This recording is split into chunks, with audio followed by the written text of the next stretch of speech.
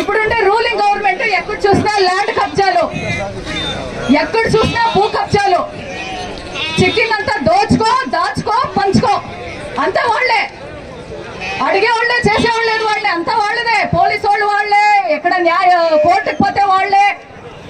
మనకి ఎవరు న్యాయం చేస్తారు ఆలోచించినారా? ఎవరు చేస్తారు మనకి న్యాయం? ఎవరు చేయరు. అవునా కాదన్నా? మీరు దీర్ఘంగా ఆలోచించండి. ఎవరికేస్తే ఇంతవరకు మన స్థానికంగా ఎవరన్నా ఎమ్మెల్యే అయిండారా? స్థానికంగా కుప్పంలో పుట్టి పెరిగిన వాళ్ళు ఇంతవరకు ఎమ్మెల్యే అయిండారా? లేదు. ఎందుకీ లేదు? సమర్థులు ఎవరు రాలేదు. మిమ్మల్ని నేను పోషిస్తాను, మీరు నా మనుషులు, నా ఇంటోళ్ళు అని చెప్పి మోసపెట్టి అంతా చేసుకుంటూ ఉన్నారా? కానీ గెలిచిన తర్వాత వాళ్ళ ఇంటి గేటు లోపల మిమ్మల్ని చేర్పిస్తా ఉన్నారా? వాళ్ళ ఇంటి దరిచాపుల్లోకి మిమ్మల్ని చేర్పిరు.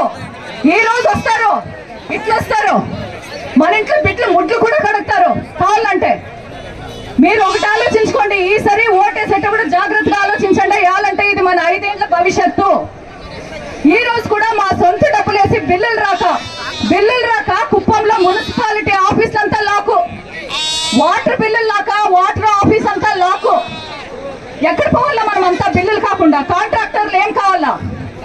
ఎలక్షన్లు వచ్చింది కాబట్టి ఇప్పుడు కాంట్రాక్టర్లకి బిల్లులు చేయాలి. కాబట్టి కోసము నేను ఒక MNCలో పనిచేసే ఒక ఆడిది ఇంటికి తెగించి వచ్చినానంటే మీరేం చేస్తారో చేసుకోండి. దీనికోసము ఎంత ఫైట్ చేసినానో నాకు తెలుసు. మీకోసము జనాలు భూ కబ్జా చేస్తూ ఉంటారు, జనాలు సొత్తుని దోచేస్తూ ఉంటారు, ఇసుక దందా చేస్తూ ఉంటారు. ఇంటింటికి లిక్కర్ షాపులు అమ్మి ఎవరిని మోసం చేయాలా, ఎవరిని నాశనం చేయాలా అని ఇంటింటికి లిక్కర్ షాపులు పర్మిషన్ ఇచ్చినారు. ఆలోచించినారా?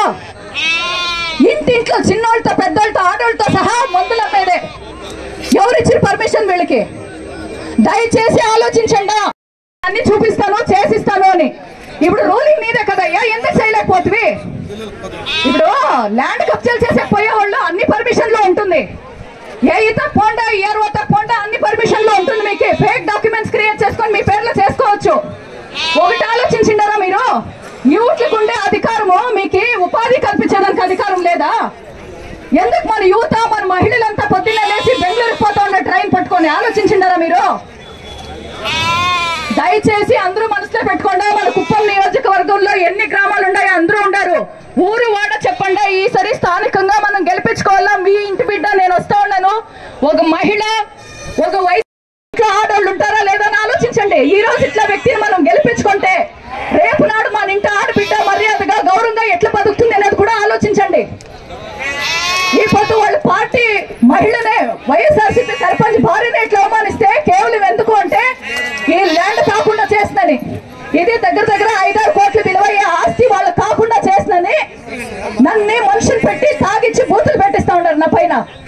దమ్ముండే నాయకుడు ఎవరో వచ్చి నా ముందు మాట్లాడంటే మగోడు ఎవడో ఇంతవరకు నా ముందుకు రాలేదు. అంత భయపడేవాడు ఎందుకు ఇట్లా పనులు చేస్తా ఉన్నాడో దాన్ని ఆలోచించండి మీరు. సరేనా? అందరికీ చెప్తాను, దయచేసి ఈసారి స్థానికంగా ఎన్నుకోండి. ఎక్కడి నుంచినో వచ్చిన వాళ్ళకి ఓట్లు వేద్దండి. భరత్ మన కుప్పమోడా? ఆలోచించండి. భరత్ అనే వ్యక్తి మన కుప్పమా? ఎక్కడో తెలంగాణ నుంచి వచ్చిన వాళ్ళకి మనం ఓటు వేయాలా? చెప్పండి. ఎందుకు వస్తా ఉన్నారు ఇక్కడికి దోచుకుపోయేకి? మన జగన్మోహన్ రెడ్డి గారు అంటారు ఏమే, దోచుకో దాచుకో పంచుకో. అదే జరుగుతా ఉంది ఇక్కడ. ఇప్పుడు మోసపోతా ఉండేది ఎవరు? రైతులు. మనం రైతులు మోసపోతా ఉన్నాము. వాళ్ళే ఏం చేస్తారు? లిటిగేషన్లు పెడతారు. జాయింట్ ఫ్యామిలీ ఉండడంతో అన్న తమ్ముడితో గలాట్లు పెడతారు. సెటిల్మెంట్ పోతారు, డబ్బులు తీసుకుంటారు. ఎవరు మోసపోతా ఉన్నాము? మనం మోసపోతా ఉన్నాము. చూడండి, మొన్న ఒక చిన్నోడు మల్లానూరులో ఒక చిన్న తుప్పుగా వాయించినారు. ఏమి 1 ల్యాండ్ కబ్జా చేసి వాడు అడిగినందుకు వారికి అవమానం చేస్తున్నాడు. రేపు మన ఇంట్లో ఆడపిల్లడు బయట పోతే ఏం చేస్తాడు? వాళ్ళ చిల్లర నాయకులు ఏం చేస్తారని ఆలోచించుకోండి మీరు. అవునా కాదన్నా? ఒక ఆడబిడ్డకి అవమానం చేస్తారంటే వీళ్ళు ఏమనల్లా? మనము నిర్భయంగా చెప్తారు. టీడీపీ వాళ్ళు ఉన్నప్పుడు వాళ్ళు దోచుకోండి. ఇప్పుడు మేము దోచుకుంటాం, మమ్మల్ని ఆపేవాళ్ళు ఎవరు?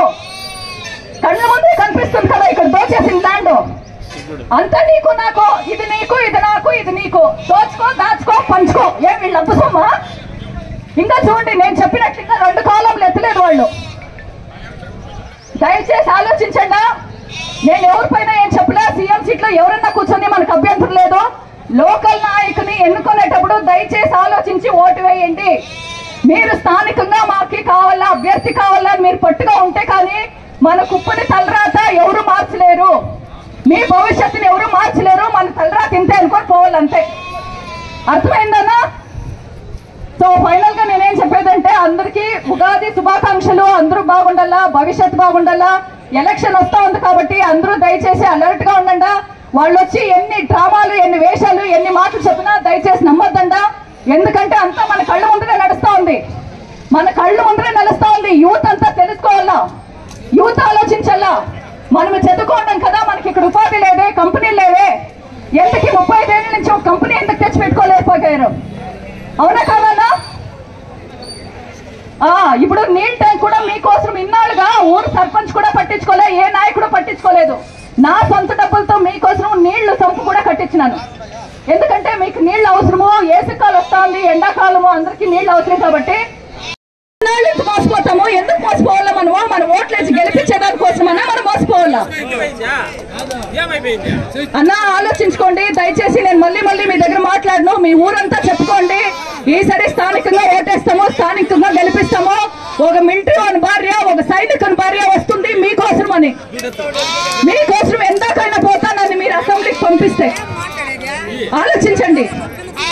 సరేనా? ఉంటాను. జై హింద్, జై భారత్.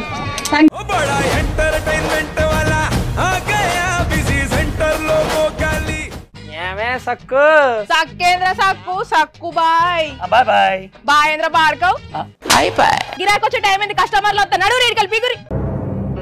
కస్టమర్లు వస్తున్నారు కదా, మాత్రం పొగరు ఉంటది. మరి తగ్గిచ్చేద్దాం పొగర్ని. డబ్బులు కట్టేస్తామేంటి కొంప తీసి? లేదు, కస్టమర్లు ఆపేద్దాం. పదా మరి మన బిజినెస్ స్టార్ట్ చేద్దాం.